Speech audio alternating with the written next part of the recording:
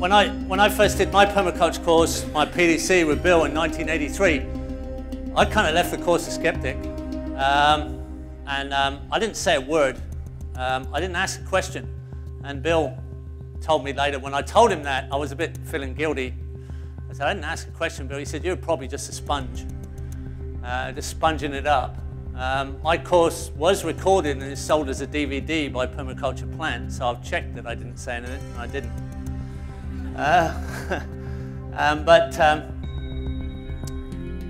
I went out of my way to check some of the improbable truths that Bill talked about. It sounded kind of crazy. He could come up with all this information. And as I started to check, all these things turned out to be true. Everything I checked was correct.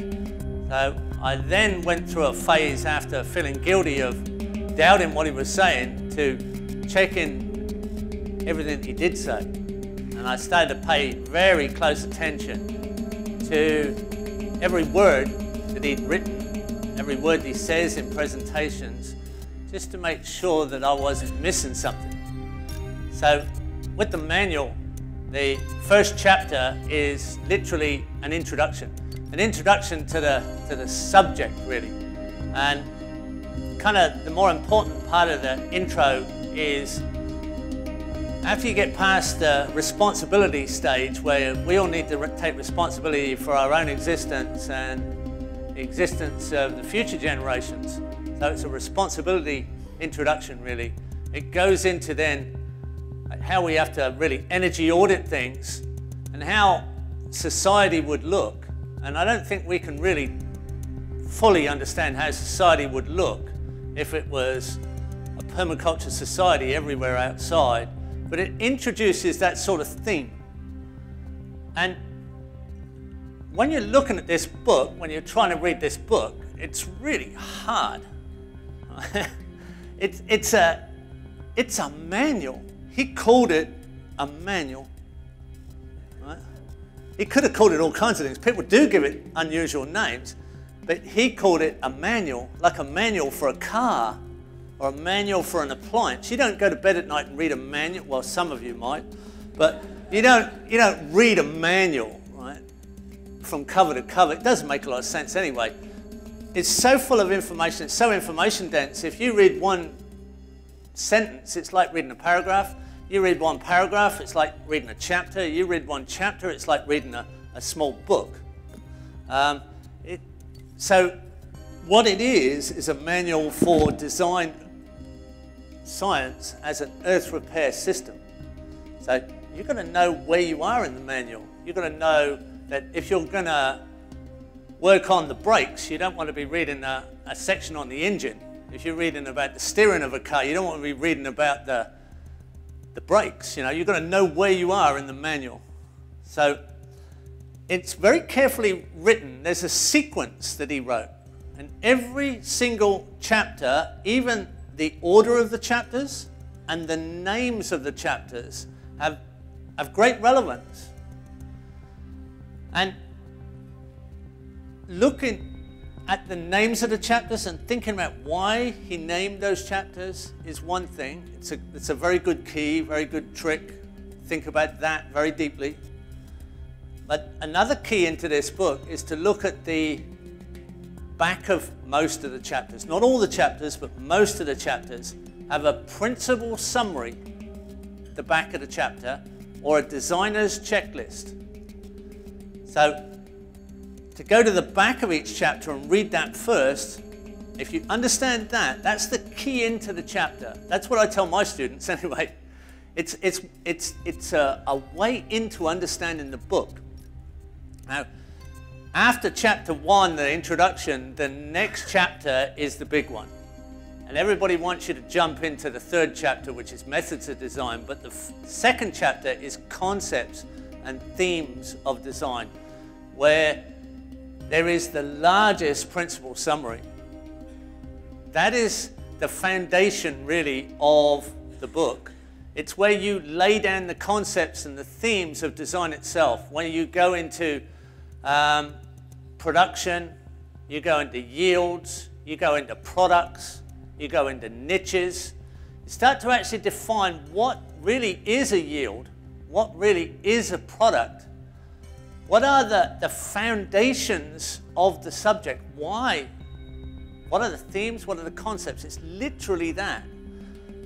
It gives you a true grounding. It's definitely the most serious of all the chapters. It's the one you really need to understand because it lays down those foundations of why we need to design. So I think that is, for me, the most important chapter in the whole course that I teach, the concepts and themes of design, and people want to rush through it. They want to get out of there fast. They want to get into how. How do we do it? And that's the next chapter. So if you hold people back, if you say, look, let's reread this one, let's re-study the concepts and themes of design.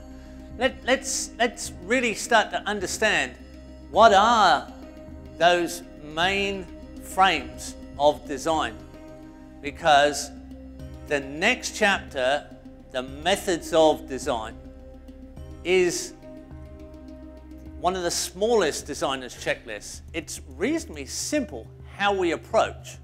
There's only so many ways that we approach with a method of designing. And the one that's most common is we simply analyze the situation. We go through slope, we go through orientation, which way are we facing on the compass? And we go through the use of elements and the positioning of elements for their energy efficiency planning, what we call zonal placement. And we go out to then sectors of design. And that is the most common approach, the analysis. But it also goes into observational design, how we just observe from observations, almost like an indigenous way of designing. How we look at events around us and start to analyze the events over a period of time. And often we don't have time to do that as consultants. We're time poor in the modern world. We don't have time reference. Our time is often very low quality, and we're very short of time. So it's almost a meditative state that one has to get into to see relevant elements as you're walking through landscape when you're not really arguing between your left brain and your right brain. You're getting yourself into a zone where you're literally just receiving information. And when something pulls you out of that meditative state, you then reference it and come back and examine that later. So indigenous people often say, or traditional people often say, Westerners, modern people, don't sit still long enough to ask the right question. So that's observational. Then Bill talks about that random assembly of lists. And a lot of people don't take that seriously, but the random assembly of lists is really where we put down an assembly of elements that we intend to include in design, and then we cross-reference. So we look at the major lists and their subsets, and then other major lists and their subsets, and we just randomly cross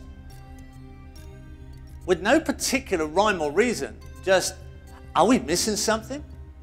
We've got so used to seeing a reductionist, simplified landscape. We've got so used to being told that our efficiency comes out of singular elements that are machinery maintained and simplified into mass production on singular time zones instead of our expanded time throughout a design.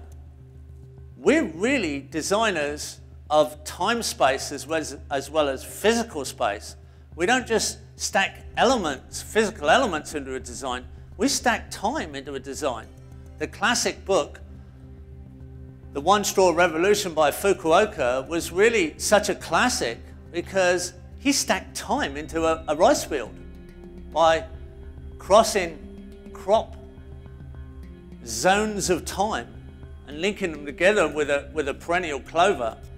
He stacked time simply, but we've taken that whole concept a lot further. So we stack time into large perennial elements, we allow our systems to demonstrate their evolutions through that time stacking as well. So it's quite often we're never quite sure what we're going to get, except it's going to get better, it's going to get more diverse, definitely going to get more interesting. So when you have a random assembly of lists, then you're really opening up possibilities. You're being very open to what might not have seemed obvious initially, because we're so used to walking around in a simplified landscape. Now, that really takes us through the main methods of design. A lot of it is quite common sense, and then some of it is where you've just literally got to trust yourself that this is not so common an approach. Some of it's analysis, some of it almost seems like a game, and some of it seems like you're trusting your intuition. You're actually making a bit of a guess. By the time you get to that stage, you're actually entitled to make a bit of a guess. It's very rare that people do that careful analysis. So you've come a long way at that stage. So your designing is now just about to take one more leap, because you're in chapter 3, and at the end of chapter 3, methods of design, you jump into chapter 4. And chapter 4 it's really ours, this one. This is the one the universities would probably throw out if they took our curricula and dissected it into different departments. Chapter 4, pattern understanding. That's literally the title. It's not just patterns, it's pattern understanding. So, chapter 4 is really the glue. It really stands as alone. We're very different on that one element, that chapter 4. When we start to look at the patterns around us, from the micro to the macro, we're looking at the expressions in the universe of how energy is expressed in physical form. We're looking at the capturing of energy and its expression, no matter how large or small we want to look at it. And at the point that you get to pattern and you start to explain what patterns are, they're simplified form. They're very, very simple forms. And not so many forms, but an infinite number of slight imperfections. You start to open people's understanding there. The links that we make between elements that cooperate with natural patterns, it's really the clincher on the start of the understanding. It's the clinching element. I'm way in front of my slideshow here. So when you get to chapter 4, people are starting to then realize there is something very special. There's something very special about this set of understanding. It's only through understanding the patterns are expressed through energy efficiency in natural systems. The simplification of really everything that's around us into understanding the basic patterns of the universe. And it doesn't matter how large and it doesn't matter how small. As a teacher, it's usually your students that let you know from their design work, from their questions, what it is you're not getting across right. Pattern is one of those subjects that you either get it or you don't get it. When you get it, you can never lose it. People say, I suddenly got it. I suddenly realized. It's like riding a bike. All of a sudden you can ride. And you never forget to ride again. So suddenly you feel the motion, you're in there, you've got this pattern understanding. Now, something that's often left out, that's not expressed enough, is the order of size, the natural orders of size. And we have expressions that say in language say we're out of order. And we are out of order. The orders of scale of size relevant within our design patterning is something we have to concentrate on. Bill references it very clearly in the manual. He talks about orders of size between 5 and 9. There are no orders of size less than 5. There are no orders greater than 9 in anything in the known universe. Very rarely do people emphasize that quite enough, or then quote exactly how that works. We don't know why it works. We don't know why it's those numbers, but they're all around us as reference. Once you realize that, you realize you're designing within those orders. You're looking at the orders of everything that you're applying. You realize why the zones come in orders of size too. You realize why the zone 1 to the zone 5 increase in size. There are 5 zones, between 5 and 9 again. Everything we look at, the skeleton of the body, is a 7 or a 6 if you don't count the backbone, down to the fingers. When you're looking at the larger orders, everything in the larger orders, it's fewer in number and slower in movement. When we go to the smaller orders of size, they're greater in number and faster in movement. Everything that we look at around us is patterned in a form. So when you're referencing that, you're having to give people examples. Those examples start to change people's actual understanding. They start to realize this is bigger than I thought. This refers to everything around me. So you're referencing also the pattern of timing, the pattern of sound. You're giving people references of pattern in every dimension. So they start to realize that this is bigger in every way than they thought. This design system applies in more than just the physical, in more than just food supply, in more than just space. It goes out through community itself. It goes out through the patterns of people in community and the patterns of the way we behave. So it's a reference point that when we look at our design work, does it fit in with patterns? If it doesn't fit in, if it doesn't come out as harmonic patterns, it's probably going to change itself. It's not going to evolve into something that's complicating itself. It's going to simplify itself into harmonic form. It's going to come backwards instead of going forwards. So really, when we get to chapter 4,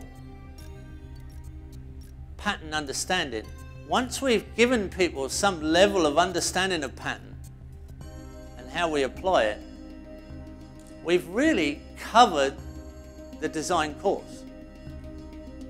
The design course is really in the first chapters between 1 to 4. After pattern, everything is really a reference back to the first 4 chapters. We've got the ability to design at that point.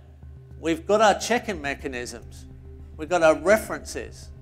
We know how to assemble elements. We know that if we don't get it right, if we don't get design right, what happens is we get chaos. Harmony and chaos we can now reference in relation to pattern assemblies. Chaos is when a system is oversupplied with energy that it can't put to productive use. It goes into chaos. Right on the edge of chaos is the ultimate opportunity for creative form. We can take our design out and out and out to a point where we step over the chaotic line, pull back one step, we're in the ultimate opportunity for creative form because we're just back inside the harmonic event. So we play with the edges of form. We occupy and extend the edge. I love the statement, if you're not living on the edge, you're taking up too much space. Right? You're playing with the edge that defines form, and the form that you want is a harmonic form in every way. It's not just the physical patterns. It's the time sequences as well.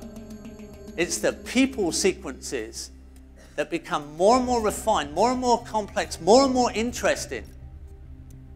That's exactly what happens in natural systems. So at that point, people are kind of exploding with the possibilities. You're referencing all of these things in your mind that you've seen in the past. Your life experiences have new meaning. You're starting to refile your desktop in your mind. Your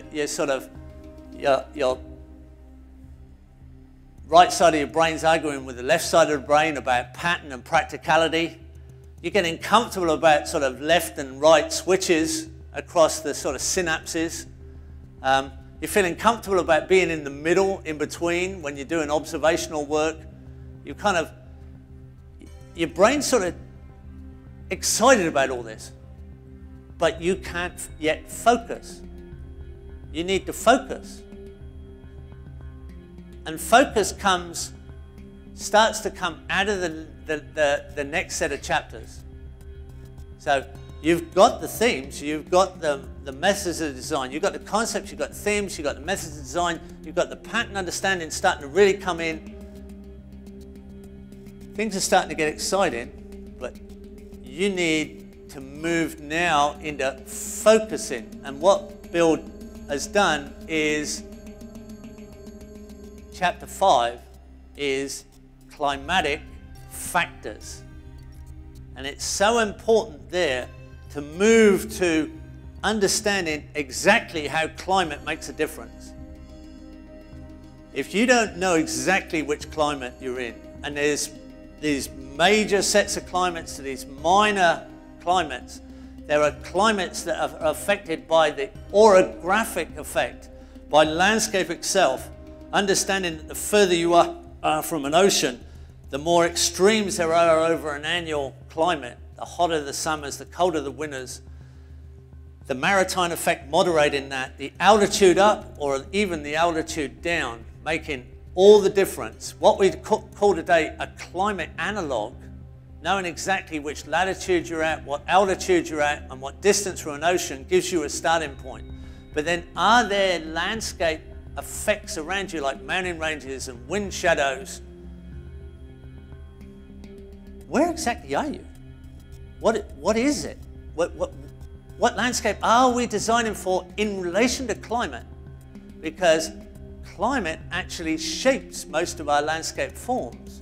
So our landscape profiles, which are hard to separate from climate, because the arid lands are definitely an angular shape and the humid landscapes are the rounded shapes, and the volcanic landscapes have a particular shape, and then we have the low islands and the high islands and the flatlands and the wetlands and the coastlands and the estuaries. We have these variations. You've got to identify what they are. And climatic factors start us in that direction. So Bill put that in after pattern because that is a major pattern all around us.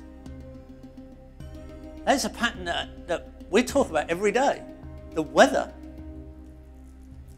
So it's very important that we take that extremely seriously. As designers, it starts to focus us in. Now, the main interrupter of the energies of the weather, the main element that receives the energy of the weather and pacifies the weather, the one that we are getting more deficient of all the time, is the energy receiving mechanism the ecosystem. The ecosystem majors in trees and expresses itself ultimately in top predator.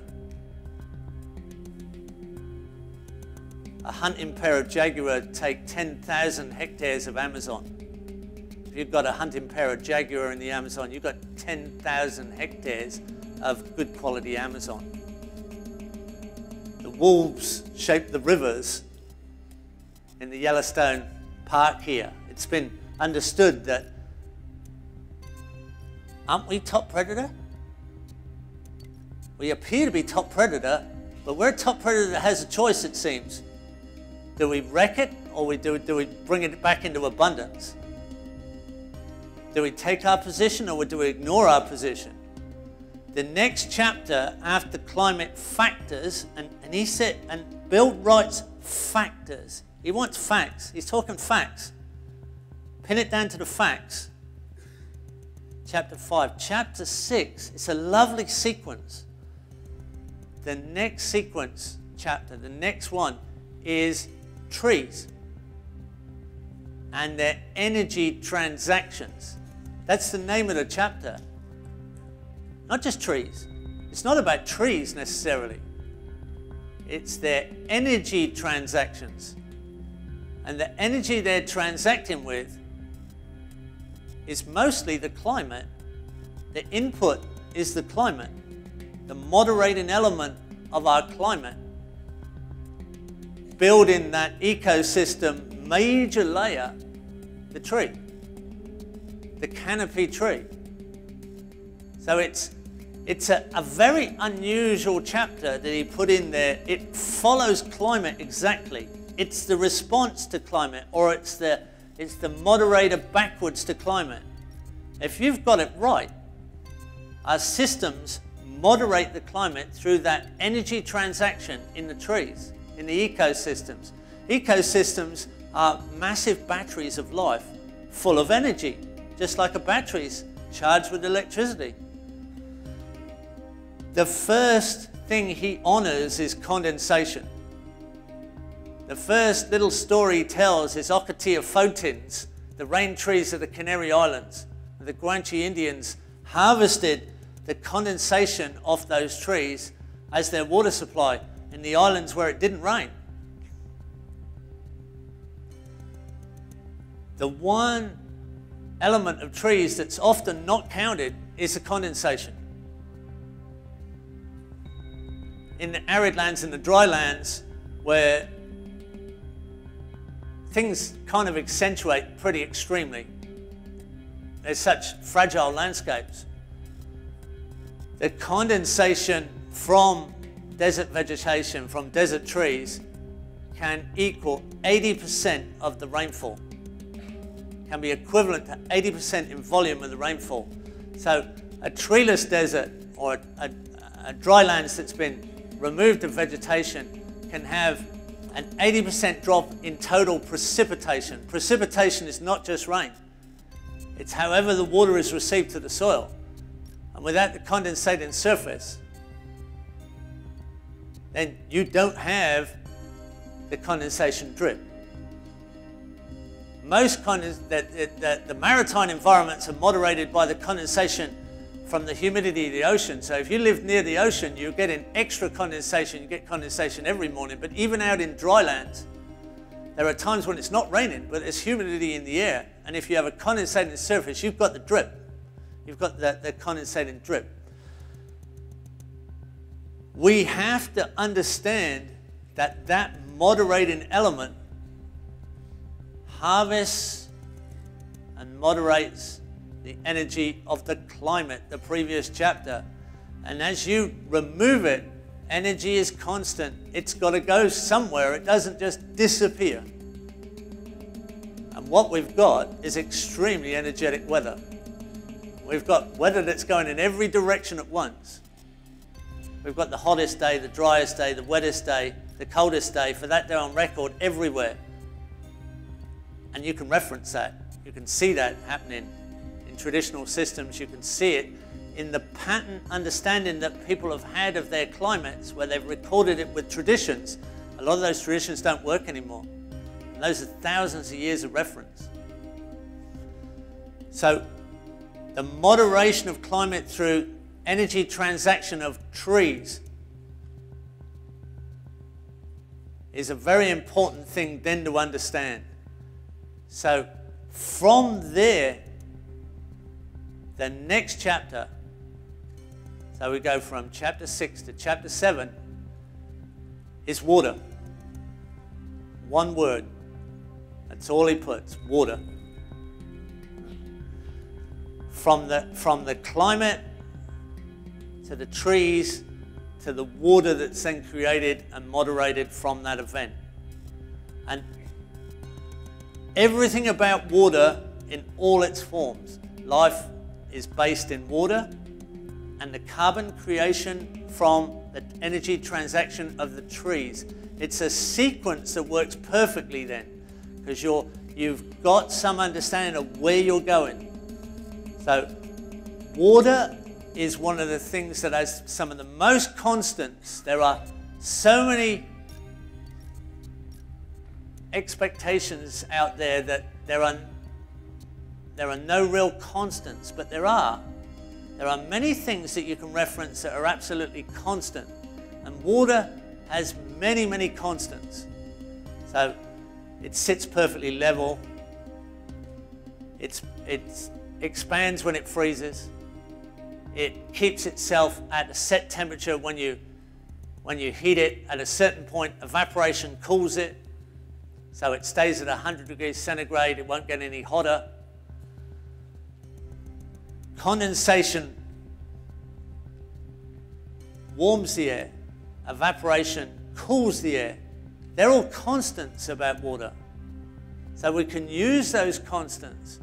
When we've got evaporation as a cooling element, we can guarantee that's going to cool. And transpiration off the trees cools the air. Condensation in the early morning warms the air. Water is an element we can design initially as a priority of approach, previous to anything else, previous to zones, previous to sectors. As consultants, the first thing we're looking at is what's the ultimate possibility for water in any design. Not that you might install it, not that you might see it all, but you look optimistically uphill for water, downhill for heat, but uphill for water, and your water is your priority initially when you're exploring all the possibilities. Water access structures are almost like a mantra of approach prior to anything else, but water takes priority because you can't change the way it behaves. You can pattern it to be more life enhancing. Water is one of the major elements, the major element with carbon created from the trees, from the plants. So coming in that sequence, understand your climate, understand your ecosystem interaction through the energy transaction of trees, then into water. Now we can really start to pattern. Water has so many constants in the way you can pattern it out through landscape. But there's different qualities of water.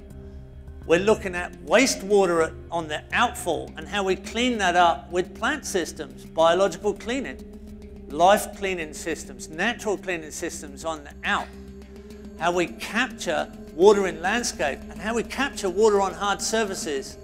How we can provide ourselves with water to drink, water to use, water for our stock, but rehydration of whole landscapes. So we're looking at water captured, slowed, used, and as many options as we can to create life events. We're facilitating life events through water. Water is a very important element to that whole chapter. Covers just all the possibilities that we can have for water.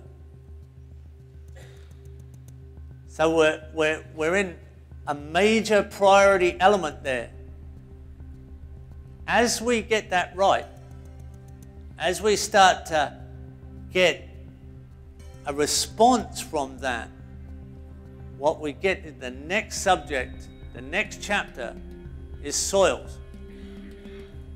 Because an indicator that you've got designed right, a very simple one in landscape, is that you're creating soil.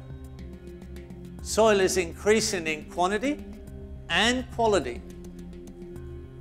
If you're checking your system in the physical form on landscape, soil is one of the best checks. And that's something that agriculture completely fails in and is getting worse. Soil is destroyed, washed away, blown away, degraded in quality, and soldered and taken out of production for hundreds, if not 1,000+ years.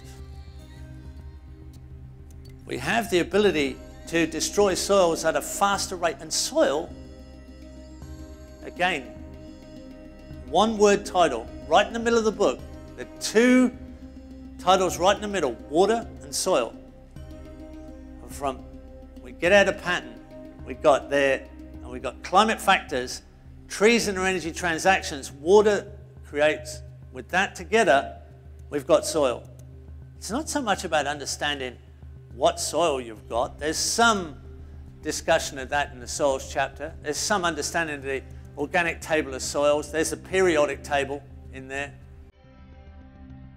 But it's more the understanding of how do we actually create soil? How do we work with those ecosystems by carbon and water enhancement to actually create better soil? Because soil is our base resource.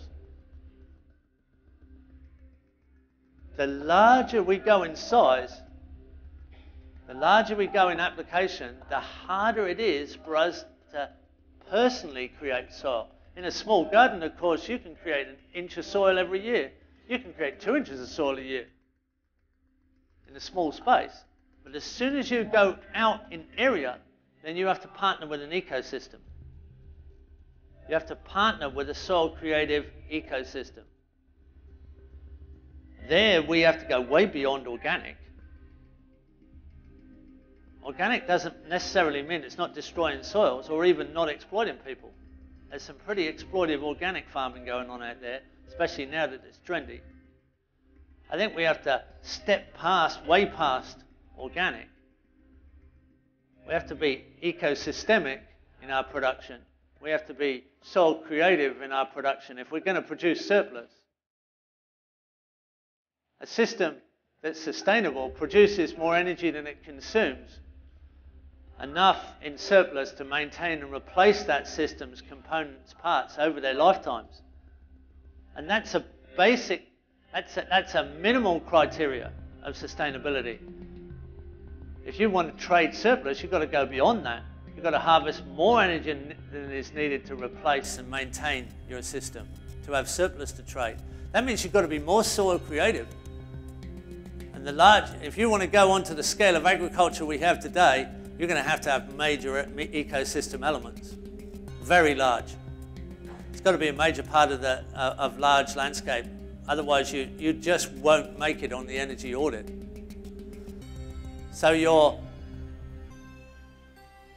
understanding of soil and its creation by putting together elements that speed up ecosystem processes is an extremely important part of understanding how to design. You're now coming more and more in focus, and you're coming back and all the time back to the first 4 chapters in reference. The next chapter is Earthworks and Earth Resources. This is one of my favorites because we start to deal with the big machinery, we start to terraform the landscape, we start to shape things up. A lot of time to harvest water, a lot of time to run off water. It's to create hard surface runoff so we don't have problems with water, as well as capturing water, as well as soaking water in. So we're often creating bodies of water, soakages of water for rehydration, and also runoff to make a landscape more hospitable to structures or access ways and services. We start to look at how we design. It's terraforming. It's the reconstructive earth surgery. When you look at the size of the machines we use, if it was a brain surgeon working on your skull, it would be nanosurgery. If you're looking at the cranium of the earth, it's actually miniature work. You could hardly see it from a spacecraft. You know, you can see our work from Google Earth just about. So we're also looking at the resources, the earth resources. You're never quite sure what you're going to find when you go down in the ground. Down in that dinosaur country, there's all kinds of resources in the ground. So there are sands, there are gravels, there are clays, there are liquid muds, there are different rocks and strata. People get nervous about this, and it was, should we be doing this? We've done this forever. Humanity has terraformed the ground. We are terraformers of the surface of the earth. We're creative terraformers in every way. There's hardly any of this planet that we haven't moved around to our convenience, to our benefit most of the time. Now a lot of the time we're ignoring it now. We don't necessarily see what we could adapt as positive landscaping. But we have more ability now than ever before to use modern equipment to do this incredibly quickly. So your earthworks and earth resources is a chapter of understanding what is possible. And since the manual has been written, which was 1988, Bill wrote the manual, new technology has emerged. So the equipment that we can use has gone further. So we have GPS guided machines now. We have satellite guided machines. Laser levels are very common on machines now. It's almost the norm on most machinery. What we can now do to rehabilitate landscape and rehydrate landscape is come down in time scale hundreds of times. So there's a very positive side to this, because as the situation is getting worse and worse, the potential for repair is getting better and better. The time scale now, if we wanted to repair major landscapes, if we applied our resources to them, we could repair in just a few years. The response is extremely fast because we're directing water in positive ways. We're linking earthworks together with runoff, soakage, capture. We're making sure that our designs improve the landscape even when energy is switched off. These systems don't stop working. These systems you've got to literally physically remove them. The Roosevelt's wells are still sitting there out in Tucson, Arizona, covered in trees. They weren't even planted. They're still quite stable ecosystems, and no one's really maintaining them. Imagine how much the landscape would improve if we started at top catchment all the way through with positive earthworks, and where we come across good earth resources, putting them to really sensible use.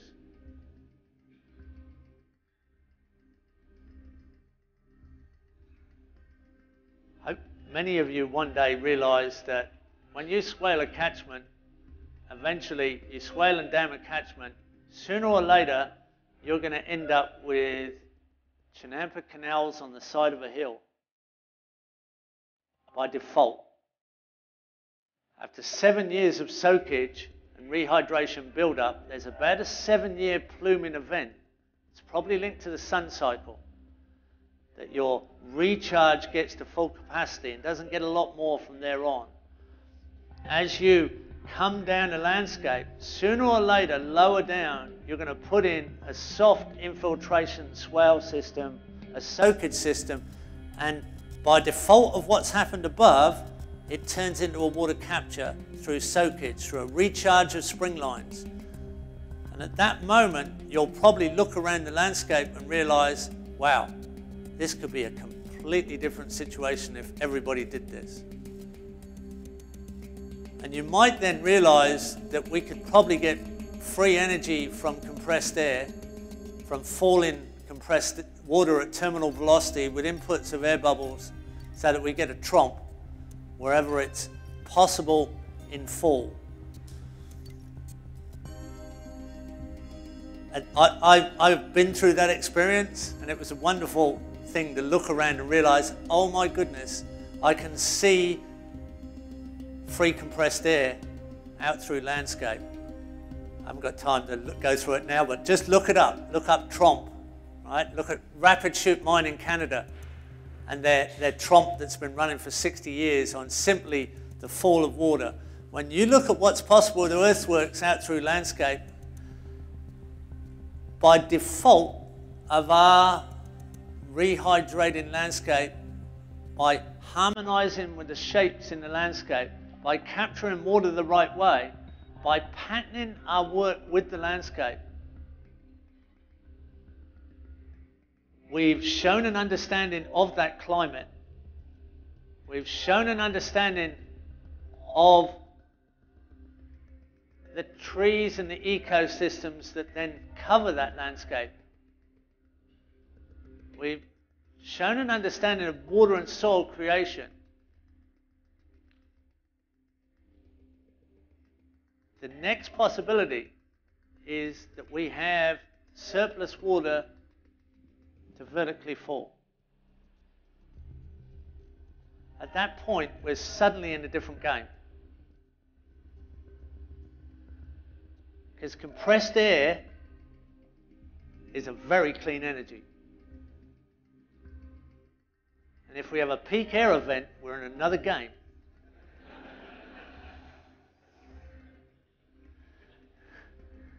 And when you're using compressed air inside your house, you're outgassing fresh air. In a lot of circumstances, is also when you release a gas that's compressed, including air, it's cold. And there's a lot of things we want cold, we want to make cold. There's a lot of energy spent on coolness, on cooling things down. It starts to repay itself in many ways. And it's not a high-tech thing. It's nothing, there's nothing more high-tech, nothing particularly high-tech about it. And it was, and the compressed air energy was discovered by the Romans. It's a long time ago. And the Andalusian smiths used compressed air in their forges in southern Spain. And the USDA is now using it to clean up some of your mine site outfalls in America from iron oxide coming out in rivers. Have a look on YouTube. I'll leave you with that one. All right, from there, you've got all the way through in the manual, you've got to earthworks and earth resources. You're starting to really focus now. You've got your focus has come so much clearer on how you apply design. Now, then the manual goes into the 3 classic climates. And the two of the chapters start with humid, the word humid. The humid tropics and the humid cool to cold climates. 2 different humids, but both humid. The rounded landscapes of the tropics, the rounded landscapes of the cool to cold climates. And they're very specific, they're very different. Your house is different, your garden's different, your forest layers are different. It's different design. Your storage of food is completely different. You hardly need to store food in the tropics. It grows in the ground. You hardly need a cupboard. But then the middle chapter in there, the largest chapter in the book, the middle climate starts with the word dry. And it's dry lands. Humid tropics, humid, cool to cold, and dry lands. Dry lands are very complicated. There's a lot of diversity in dry lands. And there's a lot of fertility in dry lands because nothing decomposes. It just sits there. There's no moisture to make it decompose. There's a lot of airborne nutrient blowing in the air, often ancient. When you work in dry lands, your bricks readings on your crops comes up faster than any other climate. Some of the healthiest landscape, if it's clean. It's some of the dirtiest landscape if you want to industrially grow food in dry lands.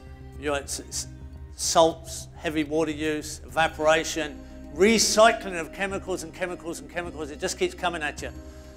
Just look at the health records. Just look at the hospital records in dry lands where there's heavy-duty agricultural product. We're the guinea pigs. You can see it in the health records. So then Bill goes through these climates. He specifically outlines each climate and gives you the reference of how you apply all that design through those climates exactly. And you get not only the housing, the gardens, the forest, the grazing land, the farm forestry, and even the wilderness, you get a whole reference point through those climates. You specifically focus in now. Now you're really getting, you're fine-tuning your focus now. You know exactly where you've referenced into the book.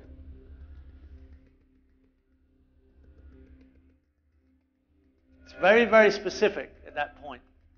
You're finding finer details, and you then take that into further reading and further reference today.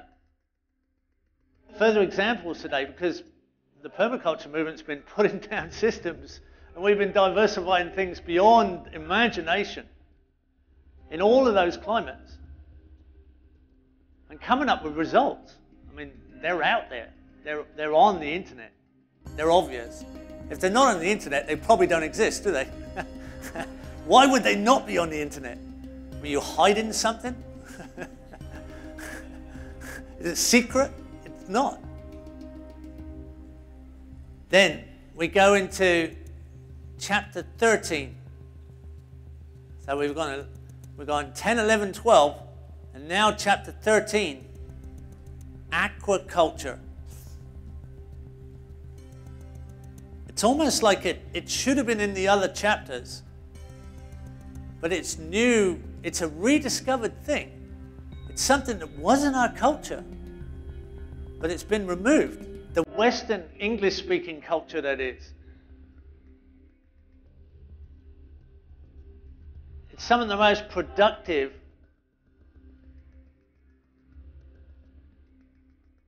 landscape we can ever create. Aquaculture is 30 times more productive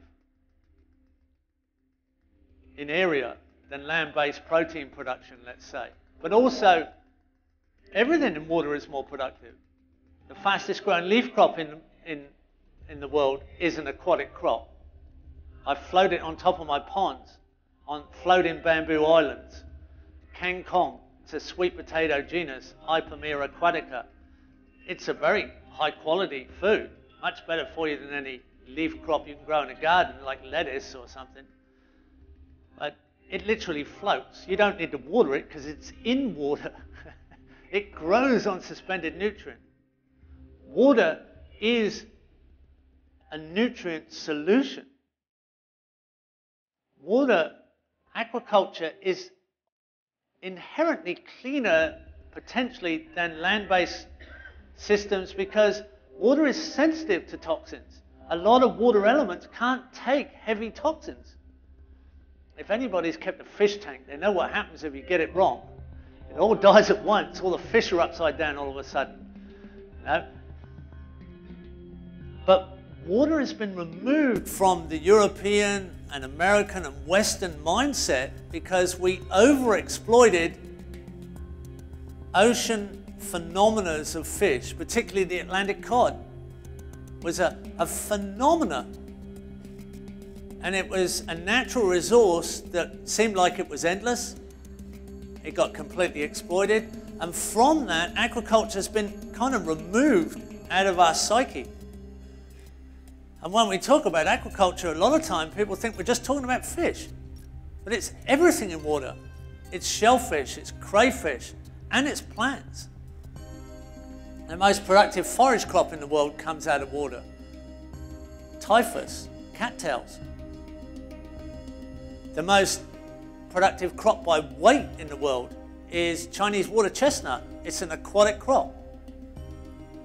In the tropics, because of the instability of the shallow soils and the very heavy rains, only aquatic grain production in rice paddy has ever fed large populations. Because when you're working in the tropics, you have very shallow soils. All the fertility is above the soil. Unless you're in water where the algae and mud suspend the nutrient, and water has that potential to hold up that fertility for you. But if you go on land-based in the tropics, the chances are you're going to degrade the soil down to bedrock, down to subsoil and then to bedrock, where you're really going to go backwards and have to increase the you're going to have to increase the inputs of fertilizer and extra chemicals. So there's a nightmare in the tropics, but the tropics does pioneer itself quickly. It's fragile, but the dry lands are extremely fragile. They're brittle. So your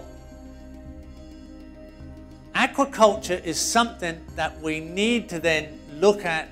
What are all the possibilities? We've lost the understanding of aquaculture in all its creative forms.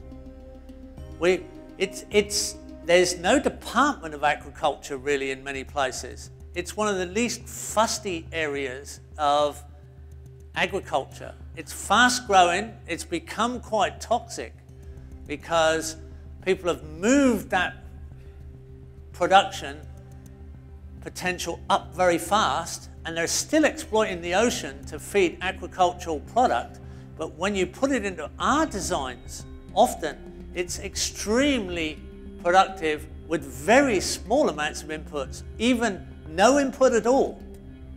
Just by positioning elements, we end up with extremely easy production by including aquaculture. So the most productive ecosystem that humanity's ever put together, the Chinampa system, one of the great sustainable systems in history, was the most productive system ever documented. The most productive sustainable system was 50% water minimum. It was the water element that made the difference. So aquaculture is a special subject that we're still exploring. It's something we're still extending. And cold climates and warm climates all have potential. Your wild rice in America here goes all the way from Canada to Florida in variation, and is more productive than your industrial rice production. It's a different species, but it has more production. It just doesn't come ripe all at the same time. But it only takes a small paddling pool to produce enough wild rice, if you harvest over the 30 days that it comes ripe, to feed a small family. It's a typical aquaculture potential. So from aquaculture as a separate entity, something that we have to be reminded of, unless you're still in one of those countries where there is production of traditional aquaculture, like Southeast Asia. If you're working in Southeast Asia through countries like Vietnam, you'll find there's more fish ponds than there are chicken pens. We have a lot to learn from those people, from their understanding of how they look at their ponds. They can see exactly what's going on. They know the turbidity of the water. They know the color of the water. They know how to understand a pond just from looking at it, in what it needs and what needs to be changed and where they're at in production. So that is a whole rediscovery subject, really. And there's so many references that we are now including. So the final chapter, chapter 14, is like the Rubik's Cube, I think, of the manual. Strategies for an alternative global nation. It's about strategies. It's about timing. Oh, I'm sorry, I missed. Strategies. I should have said that, right? Here we go. Big mistake. Dry land. I should just go backwards 1 second here. Dry land has the word strategies in it. The chapter says dry land strategies. There's a big reason for that. Excuse me. Strategies. It's all about timing. Strategies is not how you do something, but how and when. The strategy of approach in dry lands is crucial. More than the other climates, you have to know exactly when you make your move. You're ready for those events when you get those rare rains and everything has to be captured. You're ready all the time for that timing. So it's a strategy. It's a timing event. Drylands has the word dryland strategies in it. It's all about timing. Being ready for that time. When it's raining, you should be out there. You should be in it. You should be working with it and staying very closely in tune with those timings.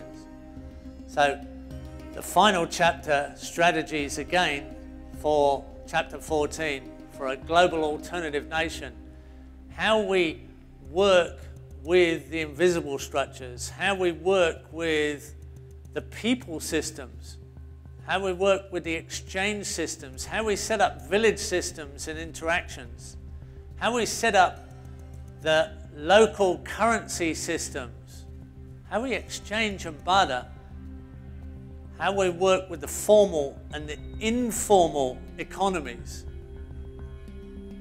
This is one of the edgiest of all chapters. Beyond pattern, which is the one people have trouble with, this is the other chapter a lot of people have trouble understanding. How we create our communities, how we set up our community land trust systems, how we create a system where we don't have perpetual growth in a finite world or perpetual capital gain in a finite world. How we get into a world where money just doesn't keep going up in value against an exchange rate, where properties go down in price and up in value, where everybody understands how to behave in a way that improves landscape. So having quality land is something that's normal. Having land that's going up in quality rather than degrading in quality but going up in price.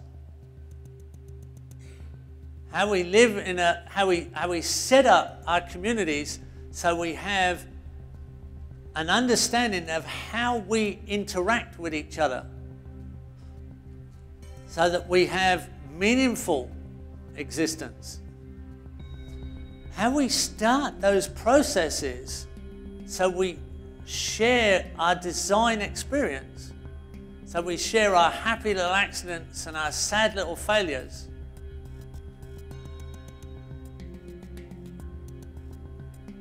How we interact together so that we understand who we can live with.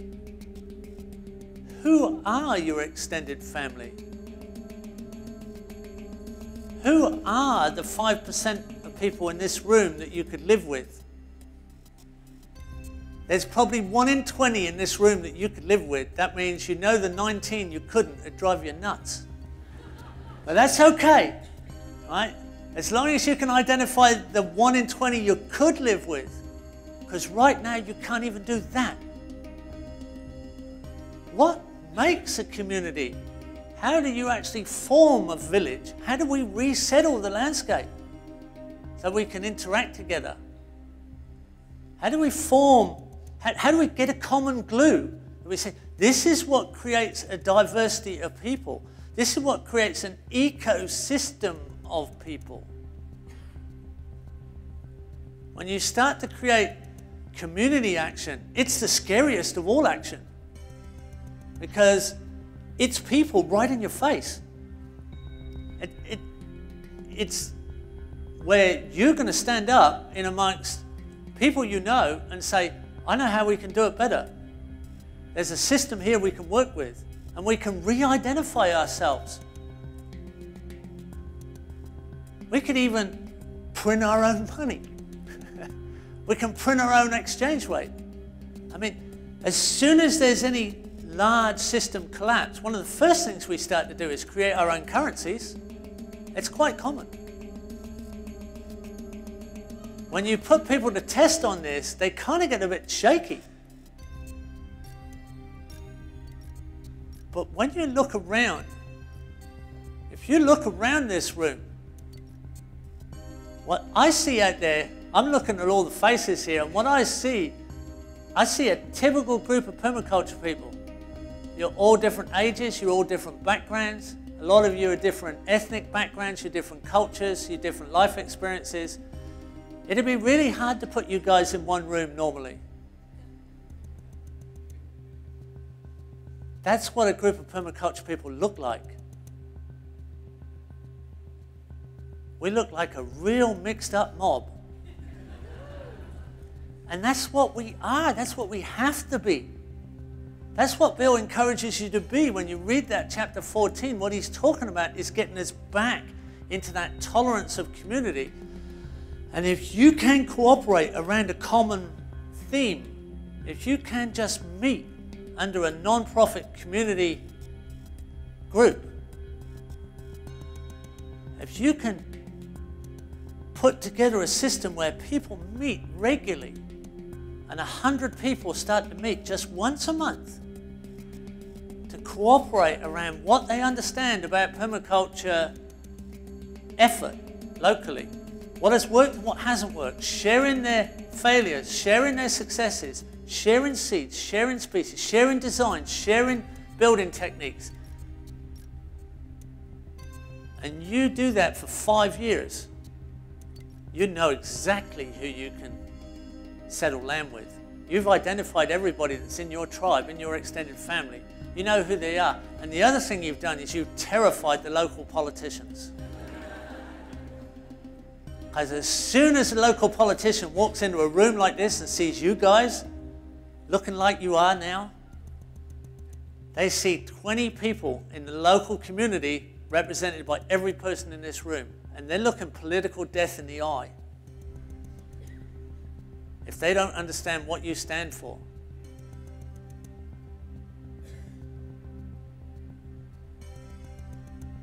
If you just look at page 510 on chapter 14 in the manual, the bioregional resources listed, I put it together as a fractal because I couldn't understand it as a list. I had to see it as a mind map so I could teach it.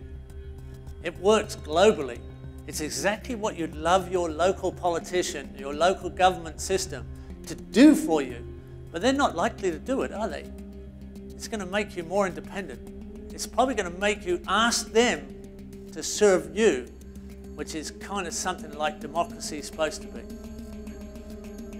We vote people in who say they're going to do something for us and they do something else usually. But if you look at that page 510, chapter 14, the bioregional resources, you'll see a list of exactly what you'd need to know when you want to resettle landscape anywhere on this planet.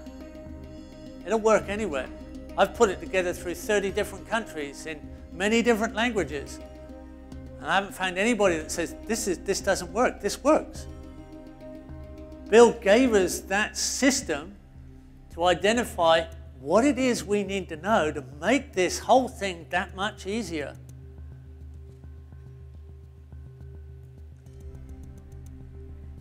And the very, very last thing Bill puts in the manual, the very last subset there in the chapter 14,